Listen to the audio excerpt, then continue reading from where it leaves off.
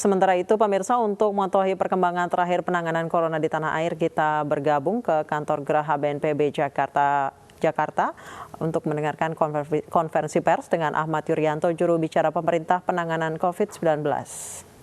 Himbau untuk tidak berkumpul, namun apabila ini tidak dilaksanakan maka Polri juga diminta untuk melakukan tindakan dengan lebih tegas, membubarkan perkumpulan-perkumpulan tersebut. Ini perlu kami sampaikan. Kemudian juga kami berharap bahwa kegiatan ini juga akan disosialisasikan dan dilaksanakan oleh seluruh jajaran Polri di daerah, dari tingkat Mabes Polri, Polda, Polres, Polsek, bahkan ke Babin Kamtipmas, bersama-sama dengan aparat desa dan Babinsa. Kepada seluruh aparat Polri juga sudah diarahkan oleh Bapak Kapolri untuk mensosialisasikan hal ini, menyampaikan untuk terus-menerus kepada masyarakat, sehingga masyarakat bisa betul-betul memahami bahwa yang dilakukan ini adalah sangat penting. Kemudian seiring atau sejalan dengan diperlakukannya PP 21 tentang pembatasan sosial berskala besar, maka pada kesempatan ini juga Polri menghimbau kepada semua masyarakat, yang pertama untuk sekali lagi tidak melakukan kegiatan-kegiatan yang mengumpulkan orang banyak. Kemudian juga meminta kepada semua masyarakat untuk tidak pulang kampung atau tidak mudik, untuk kita bersama-sama berusaha untuk mencegah penyebaran COVID-19 ini. Polri bersama-sama dengan aparat pemerintah lainnya sudah menyusun banyak skenario apabila hal ini harus dilakukan nanti, terutama untuk kita berusaha agar masyarakat menjadi paham dan mengerti bahwa berpindahnya masyarakat dari Jakarta ini misalnya ke daerah-daerah itu juga sangat berpotensi untuk membawa virus ke daerah-daerah. Kemudian aparat Polri juga akan diterjunkan di semua titik bersama-sama dengan rekan-rekan dari TNI dan Polri untuk mengamankan kebijakan ini, melaksanakan kebijakan ini, dan dengan demikian kita harapkan bahwa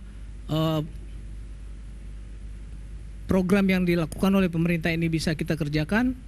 Kemudian yang terutama adalah penyebaran virus corona ini bisa kita hambat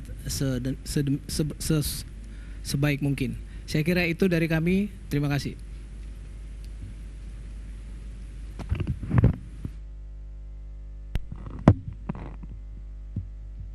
Bapak Ibu sekalian, sejak awal bahkan sejak sebelum terbentuknya gugus tugas ini, atas dasar perintah Presiden, maka Panglima TNI telah mengerahkan kekuatan, kemampuan dan menggelar TNI untuk mendukung tercapainya tugas-tugas dalam rangka menyediakan COVID-19 ini.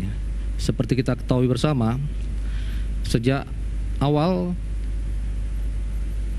pesawat-pesawat TNI, baik itu TNI Hercules maupun Boeing, telah digunakan untuk menjemput dan digunakan juga dalam rangka pendistribusian logistik ke daerah-daerah. Selain pesawat TNI, juga kita kerahkan adalah kapal KRI, kapal Republik Indonesia. Seperti kita tahu bersama, KRI Suharto, KRI Semarang saat ini ada di daerah Kepri, dan ini akan kita gunakan dalam rangka pergerakan warga negara Indonesia yang ada dari sana menuju ke Pulau Jawa. Demikian juga kita menggerakkan seluruh sarana angkut darat yang dimiliki oleh Kodam-Kodam dalam rangka pendistribusian logistik dan juga pendistribusian alat kesehatan yang dibutuhkan di masing-masing wilayah. Selain menggunakan alutsistanya, TNI juga mengerahkan personilnya dan juga gelarnya, di mana kita ketahui bersama bahwa para Panglima Komando Daerah Militer itu bertindak sebagai wakil kepala gugus tugas yang dijabat oleh kepala daerah baik di tingkat provinsi maupun tingkat kabupaten dan kota.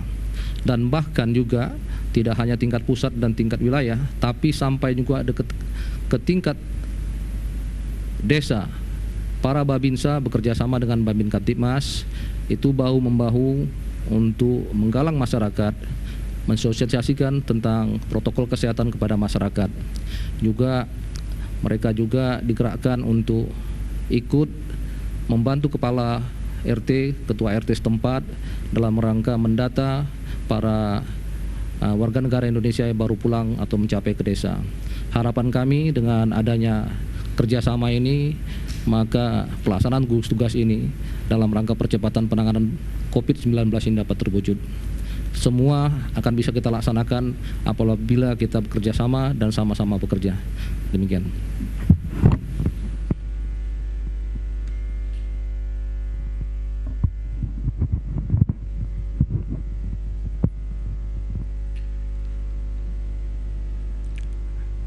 Pertama, kami akan menyampaikan standar penggunaan masker yang dapat digunakan untuk masyarakat dan tenaga medis. Kami telah mengkaji berbagai jenis masker dan peruntukannya. Terdapat 3 golongan jenis masker, yaitu masker kain, masker bedah, dan masker N95. Masker kain digunakan oleh masyarakat saat berada di tempat umum dan berinteraksi dengan orang lain. Masker ini dapat terbuat dari kain minimal 3 lapis yang dapat digunakan oleh masyarakat dan apabila mulai basah bisa diganti.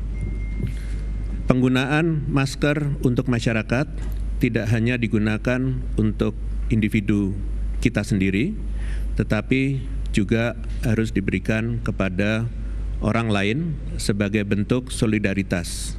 Karena kita ingin melindungi diri kita dan kita juga ingin melindungi orang lain. Masker bedah adalah masker yang digunakan untuk tenaga kesehatan atau orang yang sakit.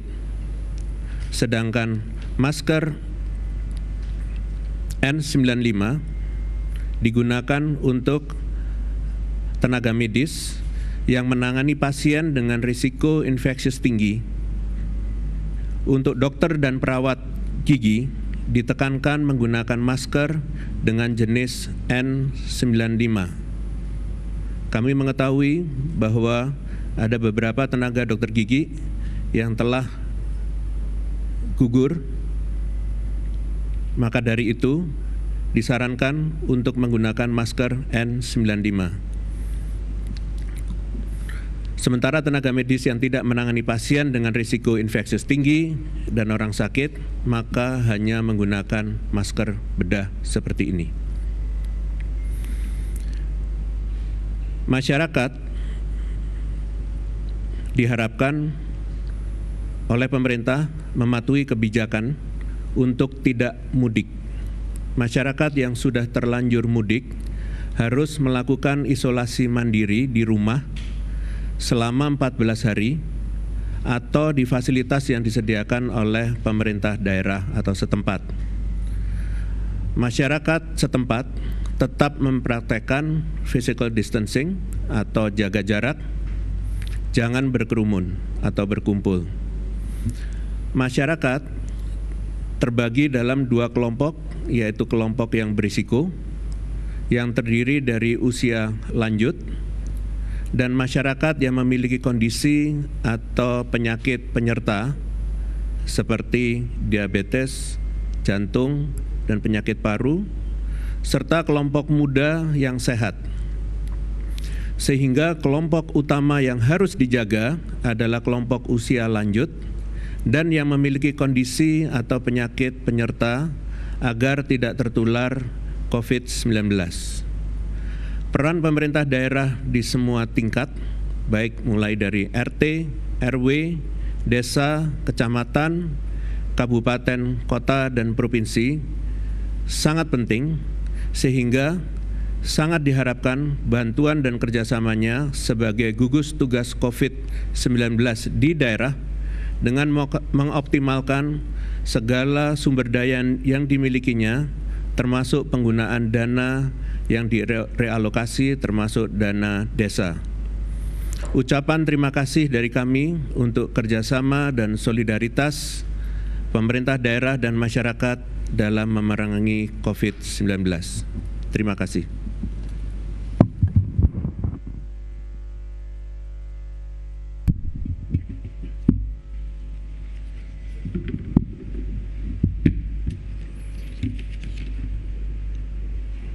Saudara-saudara, pada sore ini kami akan menyampaikan beberapa hal yang merupakan kelengkapan dari beberapa permasalahan tadi yang sudah disampaikan oleh para pembicara sebelumnya.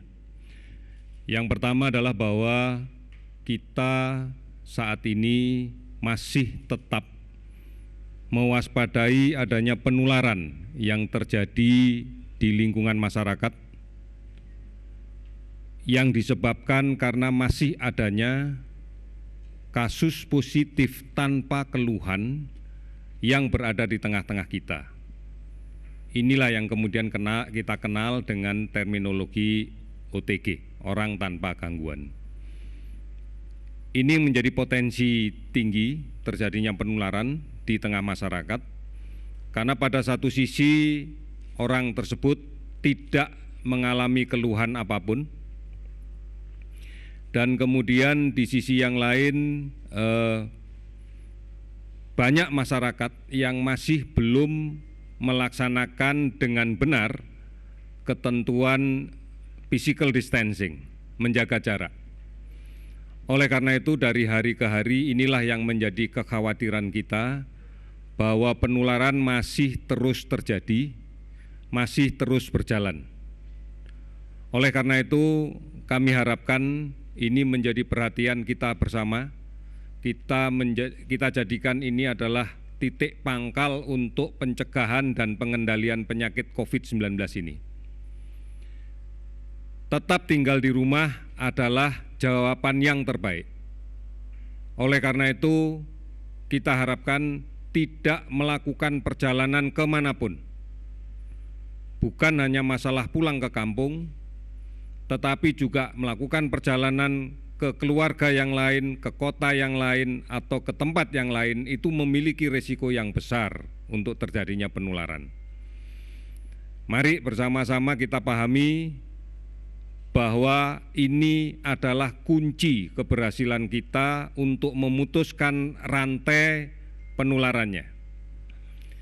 Oleh karena itu, kami minta ini menjadi bagian utama kita, di samping membiasakan untuk mencuci tangan dengan baik, dengan menggunakan sabun, dengan air yang mengalir, paling tidak dalam waktu 20 detik, kemudian mulai menghentikan kebiasaan, baik yang disadari maupun tidak disadari, untuk menyentuh wajah, menyentuh hidung, menyentuh mulut, menyentuh mata. Ini adalah rute-rute yang paling klasik untuk infeksi penyakit ini. Yang terakhir, mari kita yakini bahwa tetap tinggal di rumah adalah solusi yang terbaik untuk menghindarkan diri dari sebaran penyakit ini. Saudara-saudara, berikutnya kami sampaikan bahwa pada hari ini tadi telah kita lakukan pendorongan logistik berupa APD dan masker dari Jakarta menuju ke Batam, Tanjung Pinang, Medan, Banda Aceh, kemudian Balikpapan, Tarakan, Gorontalo, Manado, dan Kepalu, kemudian Pontianak, Palangkaraya, dan Banjarmasin, dengan jumlah kisaran antara 5.000 sampai dengan 7.000 lembar APD, dan masker dengan kisaran antara 20.000 sampai dengan 150.000. Kegiatan-kegiatan ini adalah bukti bahwa pemerintah berkepentingan dan sangat memperhatikan kebutuhan layanan di daerah yang dilaksanakan oleh saudara-saudara kita, para tenaga kesehatan di semua lini layanan kesehatan. Bukan hanya di rumah sakit umum pemerintah, tetapi juga di rumah sakit swasta, di klinik, di praktek, di puskesmas, yang semuanya memiliki risiko yang sama untuk terpapar penyakit ini. Oleh karena itu, APD menjadi sesuatu yang sangat penting bagi pemerintah, karena inilah upaya kita untuk bisa memberikan layanan terbaik pada warga negara yang menderita COVID, disertai perlindungan maksimal bagi petugas layanan kesehatannya. Ini yang akan kita laksanakan terus, dan kami berterima kasih bahwa banyak pihak masih terus-menerus memberikan bantuan, baik diserahkan langsung kepada masyarakat maupun kepada pemerintah daerah atau melalui gugus tugas di tingkat nasional. Kami menyadari bahwa inilah sebenarnya bentuk toleransi sosial yang menjadi bagian dari jati diri bangsa Indonesia. Kita akan terus melakukan upaya ini dan kami yakin masyarakat akan bersama kita untuk menghadapi permasalahan COVID-19 ini. Kemudian yang terakhir, pada hari ini kami melakukan pendataan dan merekap kembali seluruh data. Kita masih cukup berprihatin pada hari ini masih terjadi penambahan kasus untuk konfirmasi positif sebanyak 106 kasus, sehingga total menjadi 2.092 kasus konfirmasi positif dengan menggunakan pemeriksaan molekuler. Kemudian kita bersyukur bahwa ada 16 saudara kita yang sudah sembuh dengan pemeriksaan negatif dan 2 kali berturut-turut sehingga bisa dipulangkan, sehingga total menjadi 150 orang. Kita bersyukur bahwa mereka yang sudah sembuh ini kondisinya bagus dan tidak perlu dikhawatirkan lagi untuk menularkan penyakit. Bahkan kita yakini yang 150 orang ini telah sembuh dan memiliki imunitas, kekebalan terhadap virus COVID-19. Kita masih berprihatin ada 10 yang meninggal, sehingga totalnya adalah menjadi 191 meninggal. Kami sudah melaksanakan pemeriksaan molekuler dengan PCR pada lebih dari 7.896 orang, dan kemudian kasus yang kita dapatkan ini tersebar di 120 kabupaten kota. Kami melihat bahwa sebaran kasus sekarang muncul akibat pergerakan orang tanpa gejala, kasus positif tanpa keluhan apapun dari kota-kota besar yang kita data memiliki kasus tertinggi sebagai pusat-pusat sebaran ke daerah-daerah di sekitar, ke kota-kota di sekitar. Inilah yang meyakinkan kita bahwa tinggal di rumah adalah jawaban satu-satunya yang paling benar. Tidak melakukan perjalanan kemanapun, apakah ke kampung, apakah ke rumah saudara, ataukah tempat lain, tidak dilakukan, karena inilah upaya kita untuk menghentikan. Saudara-saudara sekalian, harus kita waspadai bahwa ancaman klasik yang muncul pada periode musim pancaroba ini untuk beberapa kota adalah demam berdarah. Oleh karena itu, mari tinggal di rumah, bersihkan sarang nyamuk. Ini adalah jawaban yang paling tepat, bukan hanya untuk mengendalikan COVID, tetapi juga untuk mengantisipasi sebaran penyakit demam berdarah yang secara frekuentif akan muncul pada periode-periode ini. Kami yakin kita semua bisa tinggal di rumah, berantas sarang nyamuk. Pasti kita mampu melakukan itu. Dengan bersatu, dengan semangat saling melindungi, lindungi yang sakit, lindungi yang sehat, lindungi keluarga kita, lindungi lingkungan kita, maka kita menjadi bagian yang kokoh dari lindungi bangsa kita. Kita bisa.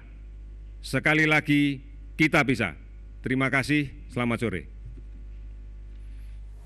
Dan pemirsa, berdasarkan konferensi pers dari juru bicara penanganan COVID-19 Ahmad Yuryanto, ada penambahan 106 kasus terkonfirmasi positif. Berarti total akumulatif jumlah kasus konfirmasi positif ada 2.092 kasus dengan metode pemeriksaan molekuler. Sementara ada penambahan 16 kasus yang sembuh, jadi total ada 150 penderita COVID-19 yang telah sembuh dan telah dinyatakan negatif berdasarkan pemeriksaan 2 kali berturut-turut, dan total ada jumlah 191 meninggal dunia. Tadi Ahmad Yuryanto juga terus mengimbau untuk masyarakat agar tidak pulang kampung atau tidak mudik dan tetap tinggal di rumah, dan kembali mengingatkan bahwa di musim pancaroba yang tengah memasuki musim di Indonesia saat ini, mengingatkan bahwa wabah demam berdarah juga tengah mewabah di Indonesia. Jadi selain mewaspadai penyebaran virus corona, wabah demam berdarah juga perlu ikut diwaspadai. Demikian Breaking iNews, saya Anissa Dasuki pamit undur diri. Sampai jumpa.